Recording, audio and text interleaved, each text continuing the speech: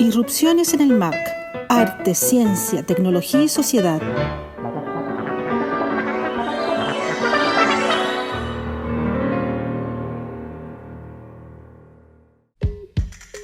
Hola, soy Alessandra Buroto, coordinadora de la unidad Media MAC Anilla del Museo de Arte Contemporáneo de la Universidad de Chile, y junto a Mónica Bate y Claudio Muñoz te damos la bienvenida a la 22ª edición de nuestro podcast Irrupciones en el MAC. Esta tarde hablaremos sobre sonido y territorio, sobre la extrañeza que nos causa la escucha y sobre los diferentes intereses que motivan la configuración de cartografías sonoras en las prácticas artísticas contemporáneas. Para ello nos acompañan los artistas Georgina Canifru, quien además es bibliotecaria y documentalista, y Rainer Krause, académico de la Facultad de Artes de la Universidad de Chile y coordinador del Diplomado de Arte Sonoro, quien vive en nuestro país desde fines de los años 80.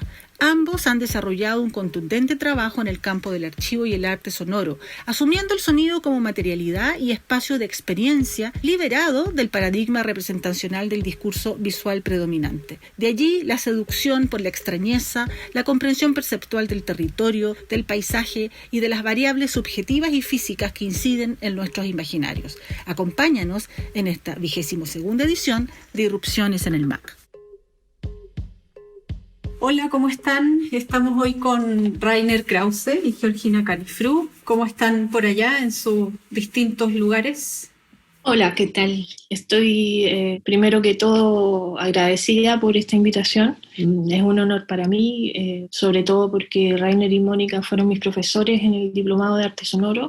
Alessandra y Claudio yo los conocí cuando fui pasante en Anilla, en la exposición de cruces sonoros, así que estoy bien contenta con esta invitación. Y en lo personal también, por suerte, he estado bien de salud, bueno, al mismo tiempo choqueada, por supuesto, como seguramente todos lo hemos estado, no solo con la pandemia, sino con las experiencias de violencia que han sucedido durante todos estos meses y desde el año pasado con el estallido social.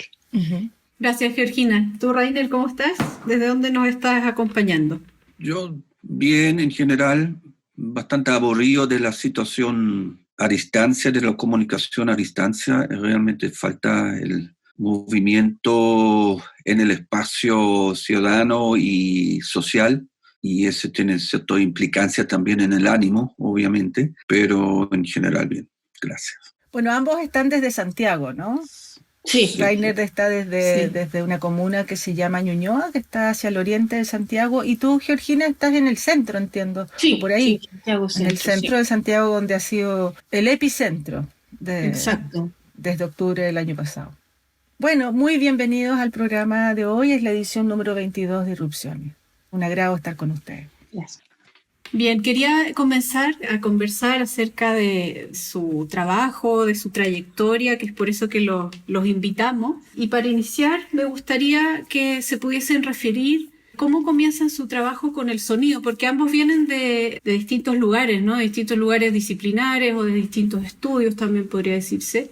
Entonces quería saber cómo comienzan a trabajar con el sonido, cómo empiezan a tratarlo como un objeto de creación. No sé si quieres empezar tú, Rainer, un poco para relatarnos acerca de eso. Bueno, yo soy alemán y he estudiado en Alemania arte, especialmente pintura, en bastante forma tradicional, pintura figurativa. Pero cuando me trasladé a Santiago, el contexto social, contexto geográfico era bastante diferente que en Alemania. Entonces, en un momento mi pintura se cambió desde una pintura figurativa, más bien un trabajo pictórico que incorporó materiales del entorno, tierra, latas, cartón, fiero. Y en un momento también empecé a pensar que el sonido es como un material más de la creación artística. Y mis primeros trabajos con sonido eran paneles grandes con diferentes materiales de desecho frecuentemente, pero con composiciones elaborado pictóricamente, pero tenían ya incorporados unos parlantes que emitieron sonidos. Y claro, la pregunta es cómo se relaciona una composición visual con un cierto manejo del material sonoro. Un material que se despliegue en una superficie, en el espacio, y lo otro un material que se despliegue en el tiempo. Entonces, allá uno empieza a reflexionar cómo son las relaciones entre la organización perceptual de lo visual y de lo auditivo y cómo se pueden relacionar. Y claro, más y más me interesó más justamente lo sonoro de mi entorno. Y cuando estuve por unos años en Barcelona, donde hay una escena sonora, digamos, muy activa, y bastante más interesante para mi gusto que la escena de artes visuales, ya me empecé también a formar un poco más teóricamente, o un poco más profundo qué se hace, ¿no? Entonces había una medioteca de allá que tenía mucho material en relación con arte sonoro, y además como Barcelona era muy caro en ese tiempo, todavía muy caro, no tenía un taller para pintar, pero sí un computador para trabajar en audio, en sonido. Entonces, volviendo de España, aquí empecé más bien sistemáticamente trabajando con el sonido en el campo del arte contemporáneo, o digamos, fuera de la música.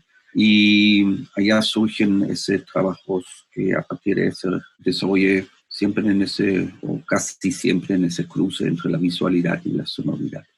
Qué interesante el recorrido, ¿no? De pasar de la visualidad a la sonoridad, sobre todo esto del campo del arte contemporáneo, ¿no? Que no es desde la música, siendo ese acento. Y tú, Georgina, ¿qué nos puedes contar acerca de cómo comenzaste? También sería bueno que mencionaras de dónde vienes, ¿no? De qué disciplina vienes y cómo llegas al sonido. Mi profesión inicial es bibliotecaria documentalista. Soy licenciada en gestión de información. Lo estudié acá en la UTEM, Santiago. Y en relación a la pregunta con cómo aparece el sonido en mi vida, digamos, de forma consciente, fue en base a unas experiencias personales que tuve con situaciones sonoras que generaron en mí mucha extrañeza, particularmente con el sonido de una mezquita que estaba ubicada frente al lugar donde yo estuve por un tiempo, y el primer rezo de los musulmanes, que es al amanecer, un día me despertó, digamos, el primer día en que yo estuve allá. Y fue una situación rarísima para mí, bueno, por la lengua, porque es un canto, es una situación muy, muy bella, ¿no? Que yo no había tenido la experiencia de vivirla. Eso fue una cosa, y en mí quedó esa semilla, digamos, de inquietud de cómo comprender lo incomprensible, no solamente porque no entienda el árabe, porque podría estudiar árabe, sino porque hay un tema religioso con el Islam y el Corán que lógicamente me supera ampliamente.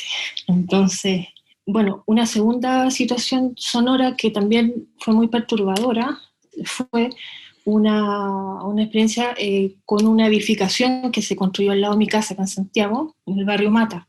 Fue súper chocante, obviamente, quienes la han vivido, que ya a esta altura somos casi todos, sentimos que es una cuestión bien brutal, claro, que irrumpe, que interfiere tu vida, tu cotidiano, tu tranquilidad del fin de semana, etc. Desde las 7 de la mañana que ya empiezas a escuchar las grúas, los pitos de los capataces que ahí organizan la orquesta del ruido que está durante todo el día hasta la noche. Y entonces asocio estas dos situaciones y me postulo al Magíster en Artes de la Universidad Católica con ese proyecto que lo fui trabajando a través de cartografía, de mapas, puntualmente de papel, con la intención de generar una instancia de incomprensibilidad. Y para eso interviene la toponimia específicamente y la simbología de los mapas. Bueno, y posteriormente aparece, sin quererlo, yo no sabía la verdad, y también porque, bueno, pues yo como digo, soy formación bibliotecaria, me he ido enterando poco a poco, ¿no? de mucho de estas prácticas. Yo no conocía el arte sonoro, y me encontré, luego de trabajar con estos mapas, como digo, voy trabajando con Google Earth hasta Street View. Entonces ahí aparece la situación de 360 grados y entonces aparece como un hallazgo el Instituto de Música de la Universidad Católica, donde ahí conecto, digamos, estas situaciones de incomprensibilidad sonora, porque en ese instituto, al pasar por ahí, o por cualquier escuela de música, hay un universo inconexo que no hay un director o directora de esa sonoridad, sino que simplemente surge desde salas de ensayo donde hay un músico que está ahí ensayando todo el día prácticamente. Entonces, esas tres situaciones de incomprensibilidad sonora son las que, digamos, me han motivado por seguir un poco en ese camino. Es interesante como de alguna manera tener una noción de que ambos, desde lo, digamos, desde lo figurativo, podríamos decir, como señalaba Rainer, inician un camino de abordaje que ya se va hacia a este material que es incomprensible en un sentido o que es finalmente un material muy concreto también, ¿no? Para Rainer es un material tan legítimo, tan válido y tan concreto como cualquier otro. Y para ti, Georgina, también la visualidad es importante porque el dato o la información de alguna manera también es visual y tu impulso fue hacia los mapas, digamos, hacia situar un espacio, ¿no? Y ahí retomo también un poco la idea de Rainer que señalaba esta relación y diferencia, ¿no? Esta relación a partir de la diferencia entre lo visual y el espacio, por ende, y entre lo sonoro y el tiempo. Pero ambos han trabajado a partir del espacio, del entorno, ¿no? Y me parece muy, muy interesante también cómo ubican, por una parte, la extrañeza, el sonido como algo extraño, como un otro fenómeno que ocurre, y por otro lado, en Rainer, la validación del material, como un estatus de material legítimo. A mí me parece que hay un punto de conexión, aunque por supuesto desde historias diferentes y desde aproximaciones diferentes, pero hay una validación de un fenómeno y de un material al mismo tiempo de búsqueda. ¿Cómo definirían esa búsqueda? ¿Qué es lo que estaría pulsando esa búsqueda? Bueno, yo puedo decir algo al respecto que me parece muy, muy cierto que dice Alessandra, que algo que tiene que ver con el espacio. Y yo creo que es el espacio, es el ente donde se superpone la visualidad con lo sonoro. En ambos, el espacio es necesario que se desarrollen ambos fenómenos. Justamente yo en ese momento estoy haciendo un doctorado que se refiere a, o digamos, el tema es el sonido en el espacio y la posibilidad de su representación gráfica. Entonces, el espacio, digamos, el dominador común entre el despliegue visual de obras, pueden ser instalativos, pero pueden ser también dibujos gráficos, por un lado, y el sonido que requiere el espacio para desplegarse, para desarrollarse.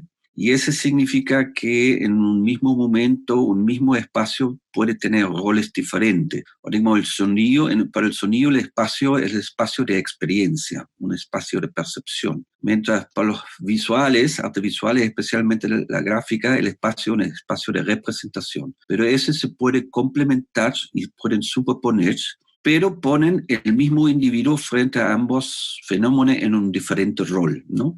El sonido siempre tiene esa experiencia corporal que tiene que ver con la posición de uno, la posición de la cabeza, respecto de un fuente sonoro o varios fuentes de sonoro que no siempre son perceptibles visualmente. O digamos, el sonido incorpora a uno como oyente en una misma situación. Mientras en lo visual, en el espacio de representación, normalmente se construye una distancia entre lo visualmente representado y el observador que ve esa representación. En ese sentido, pienso, aunque quizás se puede discutir, que lo visual es mucho más tradicional en el sentido del paradigma del arte o de la ciencia occidental que divide entre objetos que se percibe, el sujeto que lo percibe.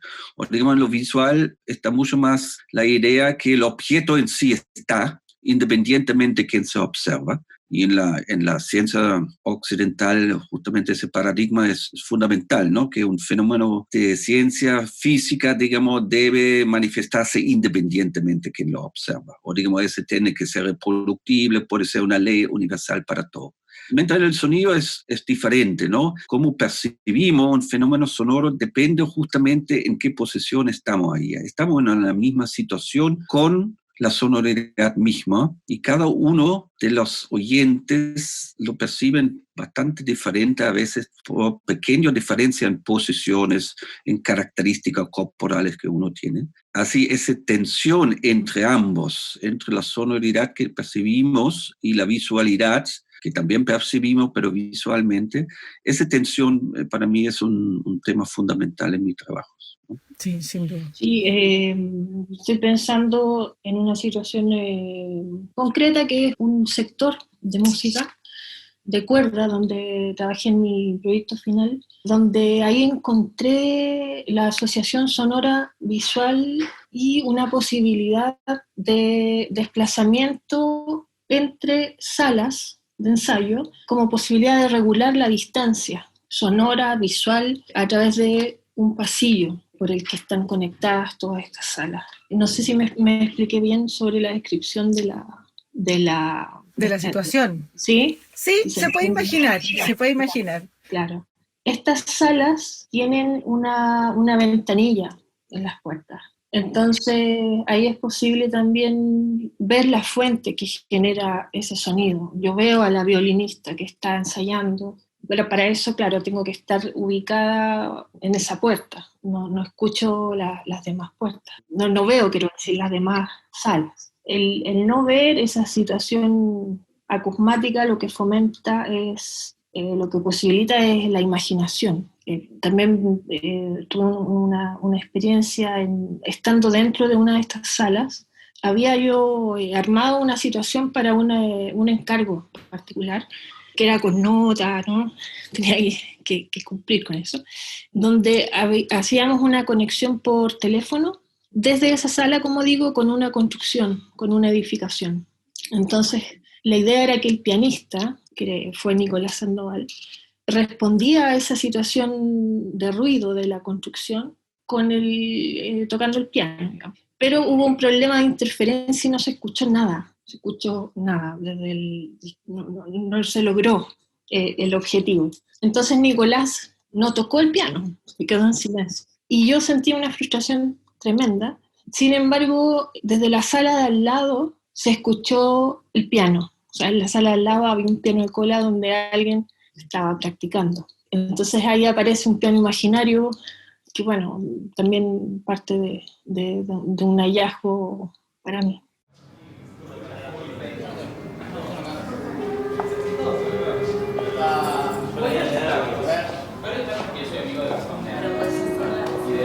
Sí, no sé, pero tampoco que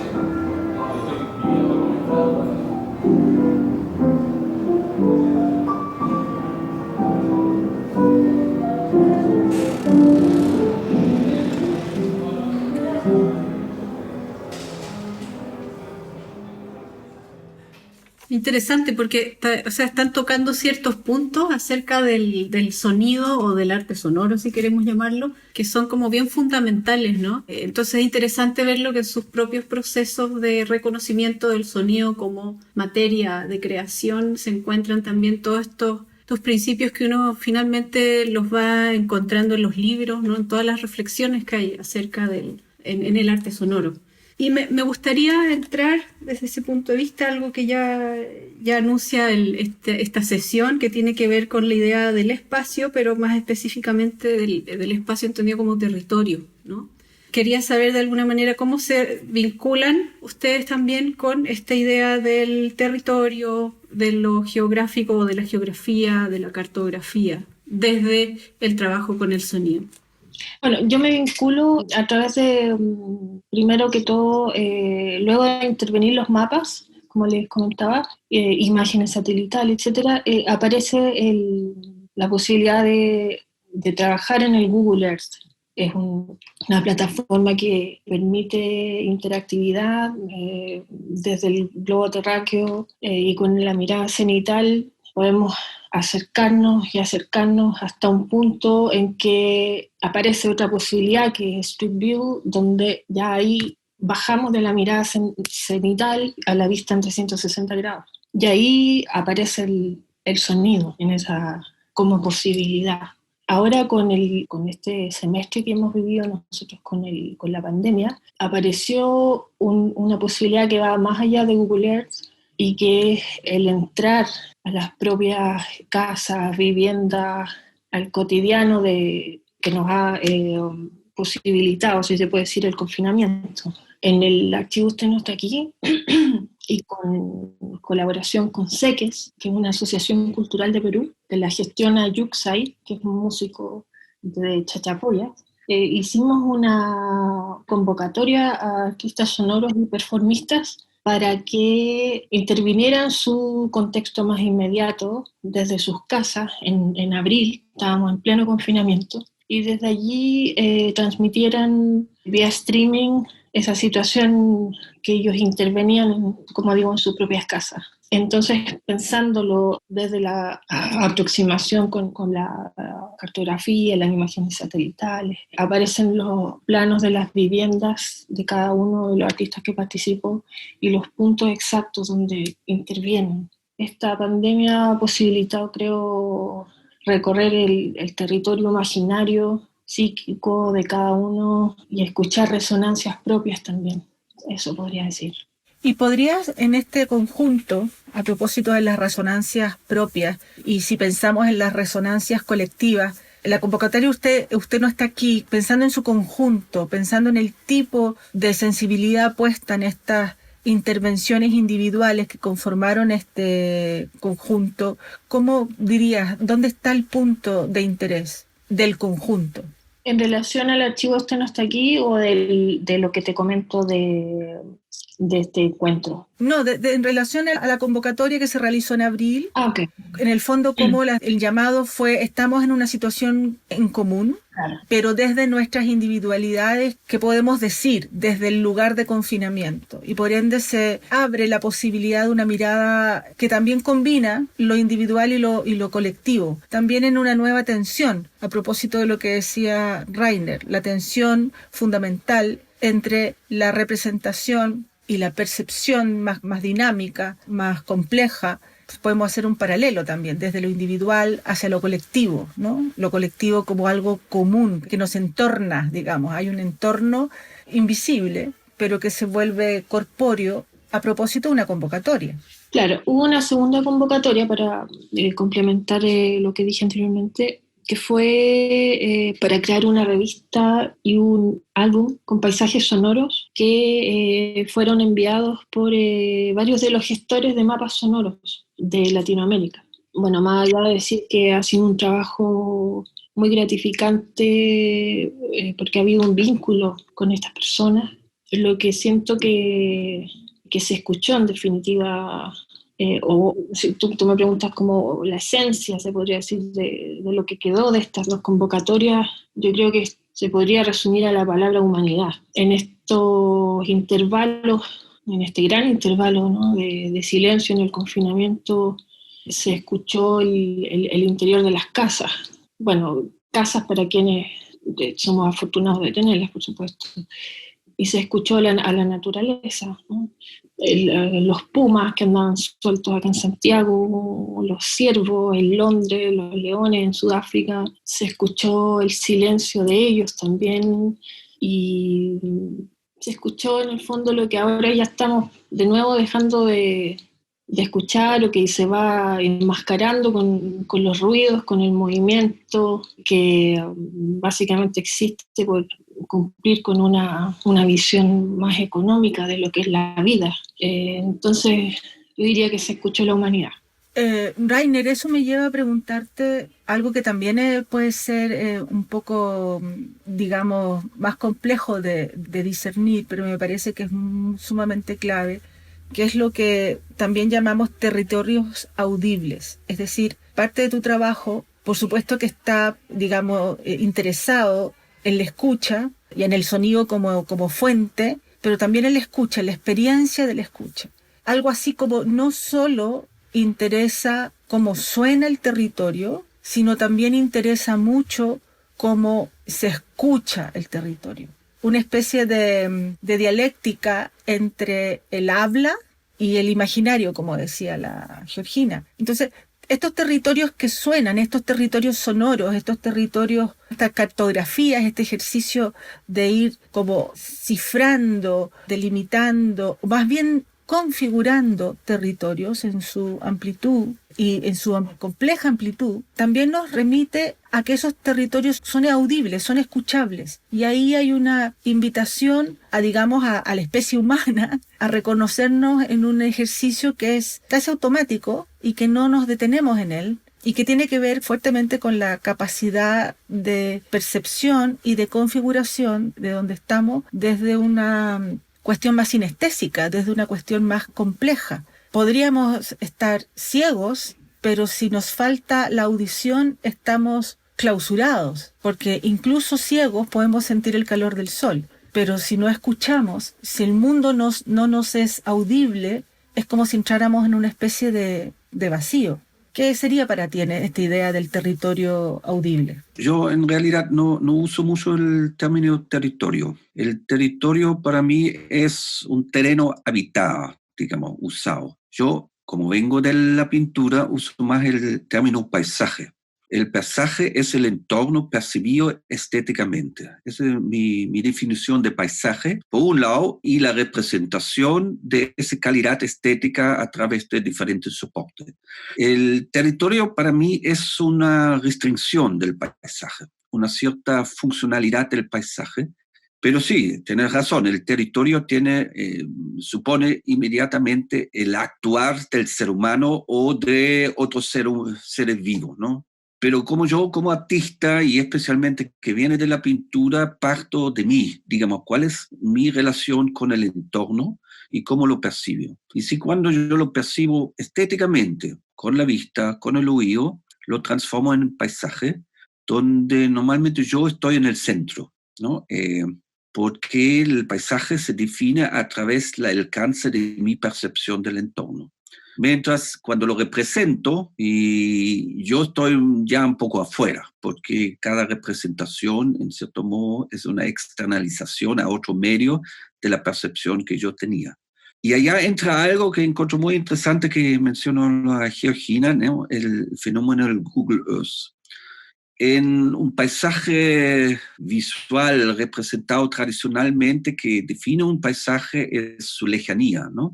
Su potencial horizonte. Y el Google Earth es justamente un paisaje sin horizonte. O digamos, esa vista desde arriba no da espacio para la profundidad. O digamos, todo el territorio o el paisaje es plano. Claro, allá se acerca más a la cartografía, aunque Google Earth no es una cartografía. Google Earth es el registro mecánico, pero el registro de la apariencia del entorno, donde superpone algo como una cartografía. Pero en ese sentido, para mí, esta vista de Google Earth también es muy importante en ese sentido de hacer una conexión entre el paisaje, donde uno está al centro, hacia la representación del paisaje, donde uno está afuera, ¿no?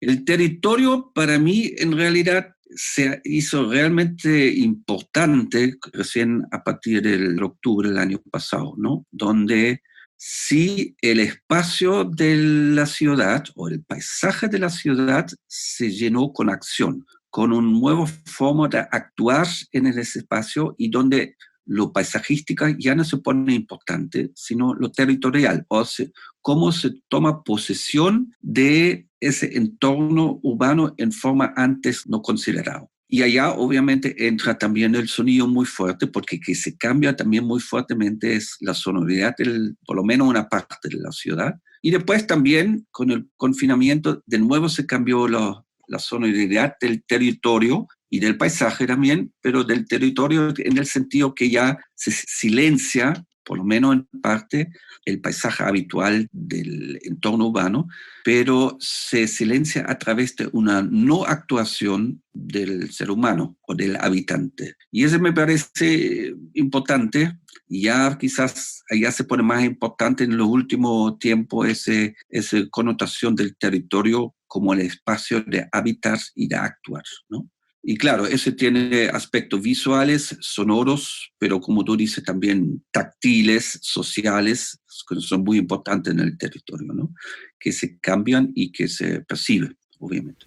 Interesante. Estaba pensando por lo que decían los dos en la idea de la ubicación, ¿no? O del emplazarse o del estar ahí también, ¿no? Y cómo de eso se relaciona con el sonido, con lo cartográfico. A lo mejor no es la cartografía, sino es lo cartográfico. La idea del territorio, la idea del habitar, y también eso lo relaciono a esto que estás diciendo ahora recién, Rainer, de cómo cambia el paisaje o cómo cambia el territorio sonoro a partir de estas dos situaciones extremas, ¿no? Y en razón de eso pienso en sus proyectos particulares, estoy pensando en Isla y también en el archivo Usted no está aquí, y me gustaría que si pudiesen mencionar el cómo ustedes traducen o abordan esta idea del estar aquí o del ubicarse a partir de estos proyectos. Quizás si pudiesen hacer algo un poquito más descriptivo también, ¿no? De qué se tratan estos proyectos, propiamente tal.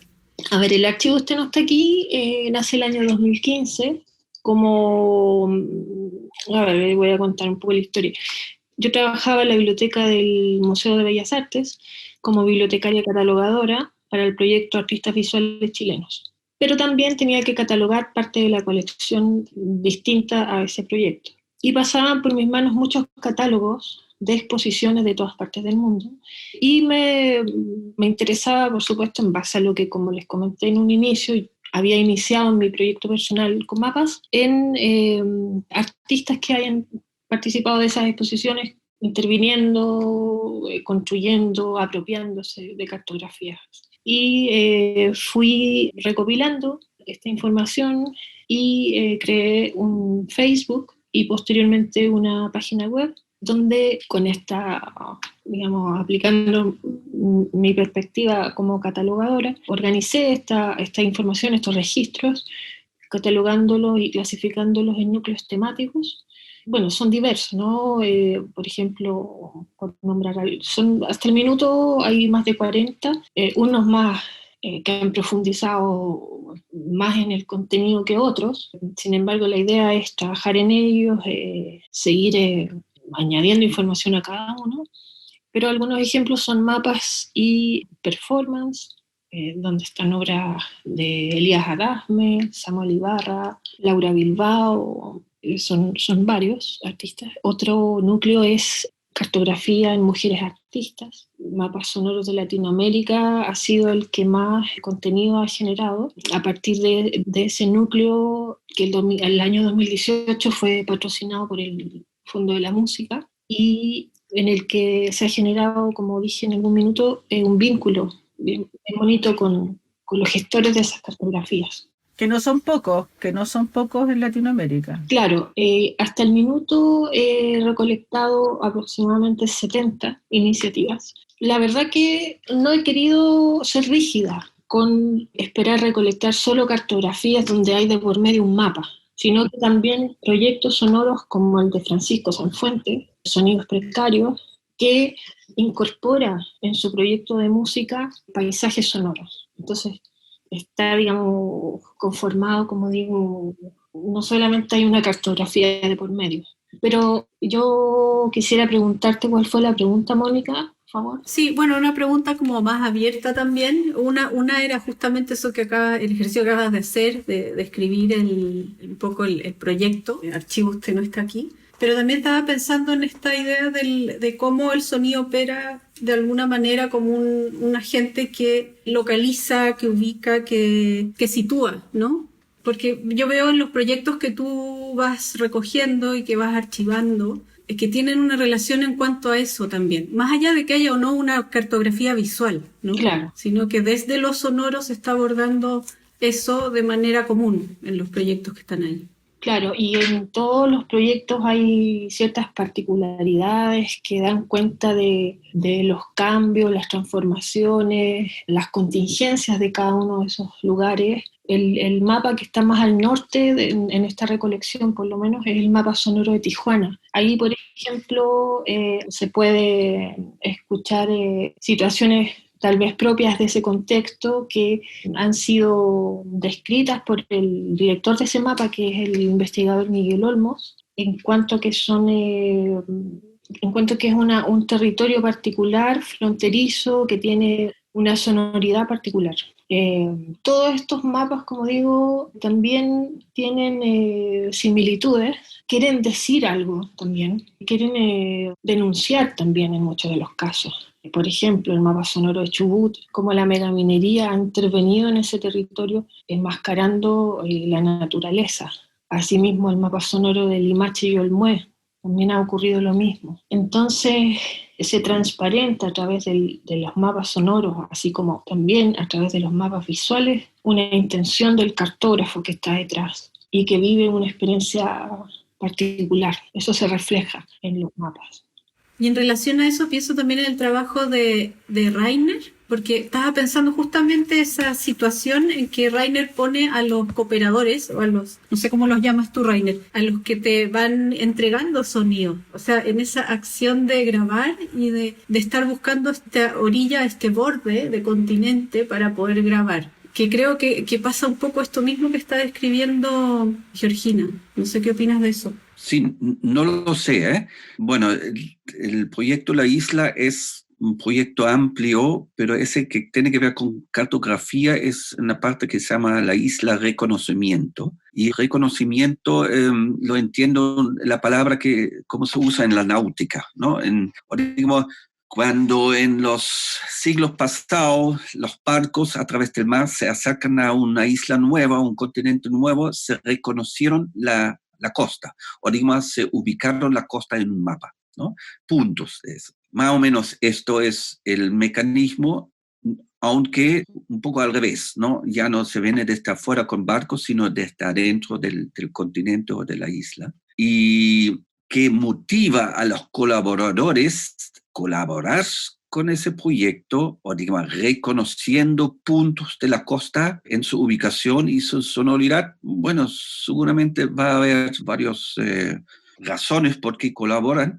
Uno son gente que viene del ámbito del arte y tiene una sensibilidad para la construcción de propuestas artísticas. Pero otros también vienen simplemente porque viven cerca de la costa y es algo que está permanentemente presente y lo registran nomás. Y hay otros que hacen casualmente 1 o 2 veces, pero después nunca más, ¿no?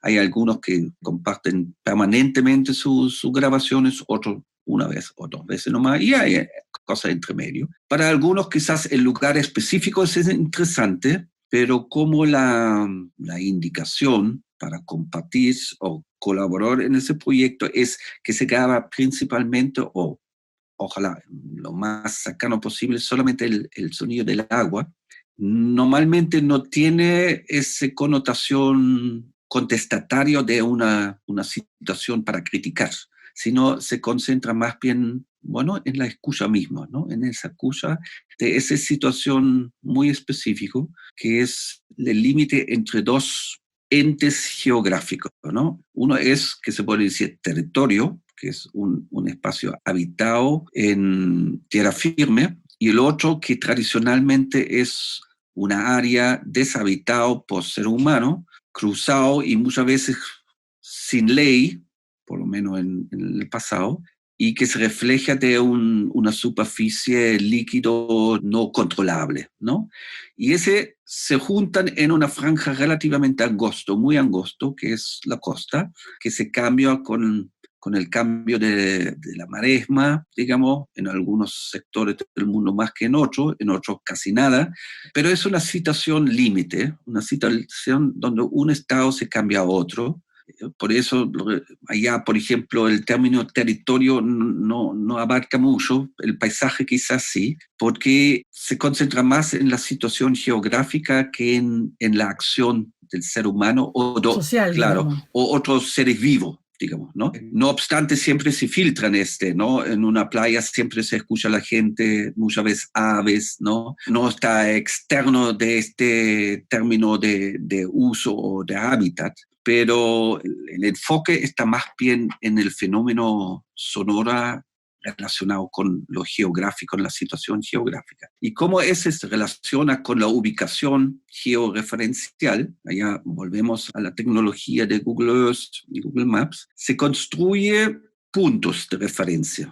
Puntos de referencia que al principio están en una superficie blanca, ¿no? O digamos, no están ubicados en sí ya en un contexto previo de un mapa, sino son puntos que se relacionan exclusivamente entre sí, o digo, un punto con el otro, pero no con un continente o algo que está adentro de esa isla, pensando el continente como isla, porque el continente, como dice el nombre, se define más bien que está adentro en ese contenido, claro, lo que está ese límite. Claro.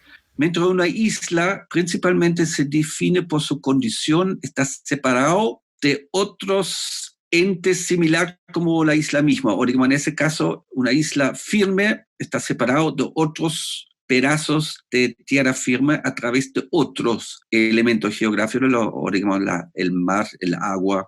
Entonces, en una isla es mucho más importante, por definición, la costa, el entorno. Y además reconocemos la isla o Sudamérica a través de su contorno. En ese sentido, me interesa justamente ese franja específico donde se cambian los estados geográficos, ¿no? No solamente con el mar, también a través de lagos, por ejemplo, ¿no? Pero el mapa que después resulta es principalmente son líneas con puntos, o puntos que están conectados por líneas, pero no hay contenido definido que rodea esas líneas, ¿no? Y ese puede ser un poco aburrido escucharlo como una cartografía sonora, porque los sonidos no son demasiado diferentes entre sí. Lo que pasa es que yo creo que allá entra el problema de cartografía que mencionaba un poco también la Georgina, de la interés quien lo hace, ¿no? Y obviamente la cartografía siempre fue un instrumento político desde, por lo menos, los primeros grandes viajes por el mundo, digamos, quizás seguramente también antes. El puro hecho, por ejemplo, que el norte está arriba, el sur abajo, es un clásico, ¿no? Y que ya han trabajado muchos artistas de forma visual. En el caso mío, claro, el contorno y la ubicación se construye a través de no un punto de escucha o punto de vista, sino de varios. Entonces, donde no hay interés por la costa, no hay puntos, ¿no? O digamos, existe la línea recta, pero no hay definición de mapa. En ese sentido, me parece interesante una cartografía colectiva que pasa frecuentemente en las cartografías sonoras que circulan o están alojados en Internet, o digamos, esa posibilidad que hay diferentes autores que ubican lugares en el mapa. La diferencia quizás con este mapa es que no hay mapa antes, sino hay participación, ¿no? O digamos, el punto no se ubica en el territorio antes ya definido, sino puntos define recién una parte del mapa. Y por eso hay una representación, allá vuelvo de mi origen de artista visual, digamos, que al principio el mapa parece más bien un dibujo de abstracción geométrica, ¿no? Porque no aparece como una costa más bien ondulada, orgánica, que estamos acostumbrados de la cartografía, sino puntos que están unidos por líneas rectas. De a poco, en algunos sectores de Sudamérica, con más grabaciones sonoras, se pone más, o digamos, Sudamérica se aparece más a sí mismo, digamos, como lo conocemos, pero en otra parte, como en el sur de Chile, con una costa, pero sumamente compleja, con muchas islas, la cosa todavía está muy abstracto y no parece mucho a ese que conocemos como un territorio sudamericano. Entonces, esa diferencia también visual que se construye de a poco en el proceso, para mí también es importante en esa cartografía, se puede decir, geométrica, ¿no? Geométrica, una cartografía. ¿Desde qué año se está dibujando este mapa? Yo gané el Fondat con los recursos para instalar ese en 2016. Pero grabaciones hay de antes, pero eran grabaciones que todavía no estaban incorporadas en un mapa, ¿no? Y también me llegaban grabaciones de otras personas que han grabado hace 10 años o 15 años algo en la costa, pero lo han grabado cuadrado nomás, pero saben dónde fue, ¿no? Entonces, eso también es algo raro, ¿no? Esa cartografía no tiene una temporalidad lineal, ¿no? De repente pueden aparecer puntos con una fecha que fueron hace años atrás, pero el mapa se cambió en ese momento. No obstante, hay una función en ese mapa en la página web que cambia el pasado. O digamos, si alguien contribuye una grabación, digamos, de los años 50 del año pasado, el proyecto del siglo pasado, digamos, el proyecto tiene un calendario de hace 50 años atrás o 60 años atrás, ¿no? Obviamente, ese es lo especial de la tecnología digital, que puede construir temporalidades nuevas a través de archivos, ¿no? De archivos temporales. Claro, ahí es otro aspecto que entra en esa cartografía, cuestionando que la imagen de un territorio o de un paisaje siempre es la misma, no, es siempre cambiando en el tiempo, ¿no?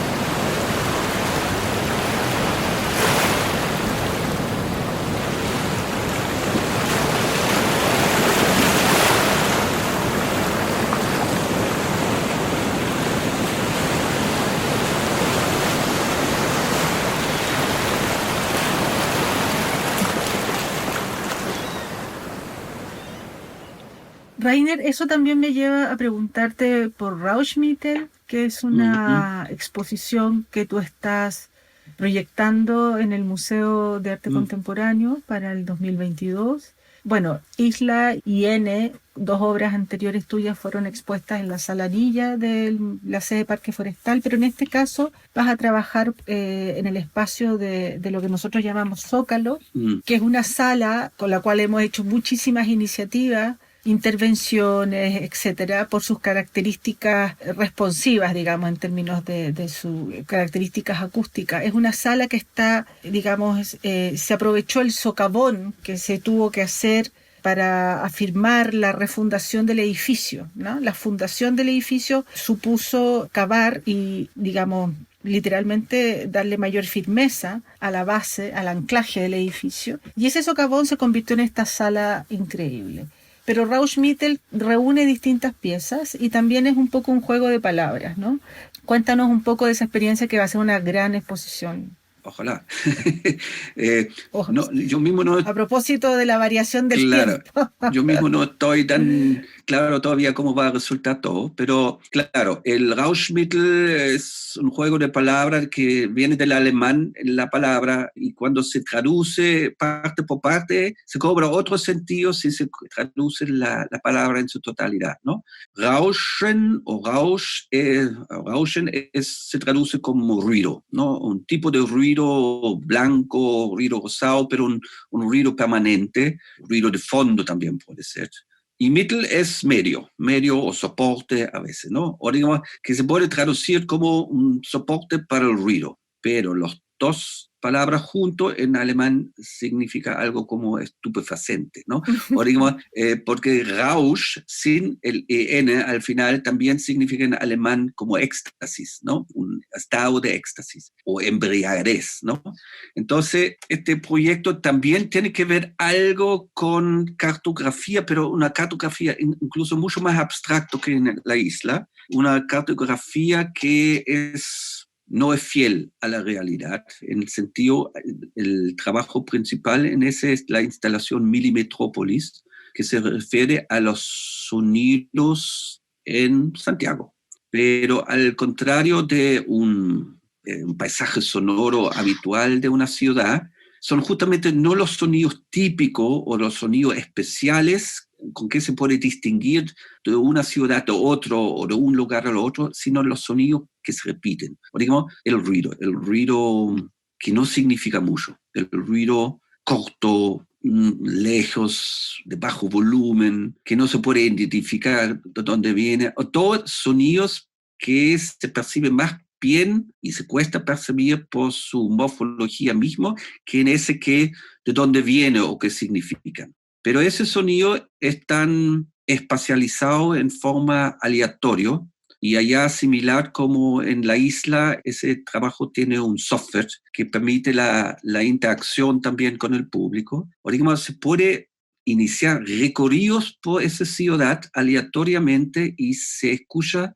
ruidos diferentes aleatoriamente, en un orden aleatoriamente, incluso paralelamente en diferentes direcciones, pero no significa que uno reconoce ciertos lugares en Santiago, eso no va a pasar, sino simplemente hay sonidos inidentificables que se mueven por el espacio.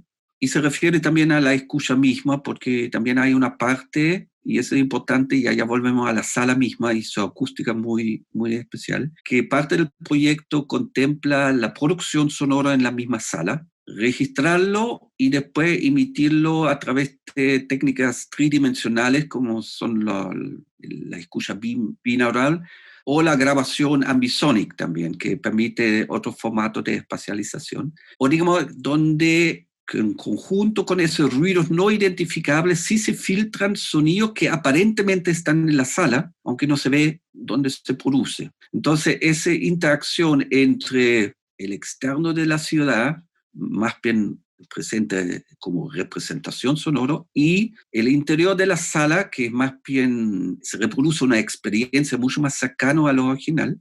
Esa es una parte de esa propuesta, y puede producir, y ojalá produce un poco una cierta forma de confusión que uno realmente está escuchando, percibiendo, ¿no? Como he dicho, la cartografía en ese caso hay un cierto tipo de mapa, pero que tampoco lo es, que es más bien una estructura de puntos que se conectan aleatoriamente, también con líneas rectas, allá hay una similitud también con la isla, pero que representan en ese caso ciertas estructuras urbanas, ¿no? Y en ese sentido es una cosa mucho más experimental en el sentido que no sé exactamente cómo va a resultar todo eso. Y también tiene en ese mismo sala unas representaciones gráficas de los conceptos y de la espacialización de los sonidos. Allá mi interés en ese momento de esa tensión entre representación visual y experiencia sonora, ¿no? Acústica. Bien. Georgina, bueno, venimos de todo lo que nos estaba comentando Rainer, de la propuesta que tiene, el trabajo que tiene pensado para el Zócalo, y está hablando de la extrañeza y la incomprensibilidad que tú también abordaste cuando comentaste tu trabajo anteriormente. No sé si tienes algo que puedas agregar a esto, desde tu visión, por supuesto, en cuanto a lo que estaba comentando Rainer. A ver, podría decir que sí, bueno, claro, ha sido y es la verdad mi motivación principal, generar instancias, espacios de incomprensibilidad como posibilidad de tener experiencias que no sean tan evidentes. Estamos bombardeados por publicidad, por cosas que comprendemos, la verdad, desde la mañana hasta la noche. Generalmente comprendemos, ¿no? Qué sé yo, cruzamos la calle, comprendemos lo que nos dice el semáforo, sabemos cuáles en general son las fuentes, de dónde provienen los sonidos, un bocinazo, como todo es comprensible en definitiva. Está todo a la vista, etcétera. Entonces, lo veo como una posibilidad, como digo, de imaginar, de que las cosas no estén enfrente necesariamente, de que desconozcamos la fuente, y eso nos lleve a esa posibilidad, a ese espacio personal, interno, de imaginar y de construir, claro, un mapa que no abstracto, por supuesto, que está alojado en la mente de cada uno. Hay algo como de desubicar o de descentrar, ¿no? De descolocar. Sí, creo que es necesario, sobre todo ahora. Totalmente. Bueno, tenemos que cerrar, ya se nos ha pasado harto tiempo, y por supuesto queremos agradecerle con Claudio, con Alessandra, habernos acompañado en esta sesión, la número 22 ya, comentándonos todos sus procesos de trabajo, que son muy interesantes y muy dan que pensar, por supuesto. Alessandra, si tú quieres comentar algo más para cerrar. Nada, simplemente qué bueno haberlos tenido juntos, porque creo que son una excelente referencia para profundizar en esta como dificultad que tenemos para comprender dónde estamos finalmente y cuál es nuestra relación con ese entorno. Nos inscribimos, nos desinscribimos, y poder escucharlos y poder además hacer relaciones entre estas dos perspectivas que tienen, por supuesto, muchas cosas en común, porque hay una especie de pulso colectivo hacia este tipo de configuraciones, pero también entender las diferentes entradas, las diferentes maneras de abordar esas reconfiguraciones, esos imaginarios que están ahí mixtos, yuxtapuestos. Fue muy, vale la redundancia, muy visual también escucharlos. También fue muy visual poder estar ahí. En todo momento uno estaba como funcionando también desde la visualidad y desde la amplitud de la experiencia sonora, como también, porque acá no hemos escuchado, vamos a escuchar algunas cosas de ustedes, pero en la conversación no se escucha, entonces se imagina, y es difícil imaginar sin estos dos sentidos, ¿no? El visual y el auditivo es fundamental para constituirnos, ¿no? Así que muchísimas gracias, porque hemos tenido esa posibilidad de enriquecer esta conversación o este abordaje a partir de conversar, como siempre, con mucho agrado con ustedes. Así que muchísimas gracias, y ojalá nos escuchen en este programa ustedes también, en Irrupciones número 22. Muchísimas gracias, Alessandra, Mónica y Claudio, por haber pensado en mí. Estoy muy contenta. Muchas gracias también, por supuesto, de que en esta conversación Rainer, por supuesto que sí. Gracias a ustedes también del equipo del MAC. Quizás quería una última comentario o reflexión respecto del proyecto de la Georgina. A mí me parece ese como un gran trabajo de desarrollar algo como una metacartografía, una cartografía de cartografías, ¿no? Y además el título, Usted no está aquí, me parece súper acertado, porque en una cartografía uno prácticamente está siempre afuera, o se refiere a la cartografía, o está adentro en el paisaje, en la experiencia, ¿no? Entonces es un proyecto de la Georgina, me parece muy importante en ese contexto, y también para agradecer a ellas que me ha invitado también a participar en esto. Gracias. Excelente. Bueno, nos despedimos entonces de todos quienes estén escuchando, y gracias nuevamente a nuestros invitados. Abrazos. Gracias. Gracias. Chao. Hasta la próxima.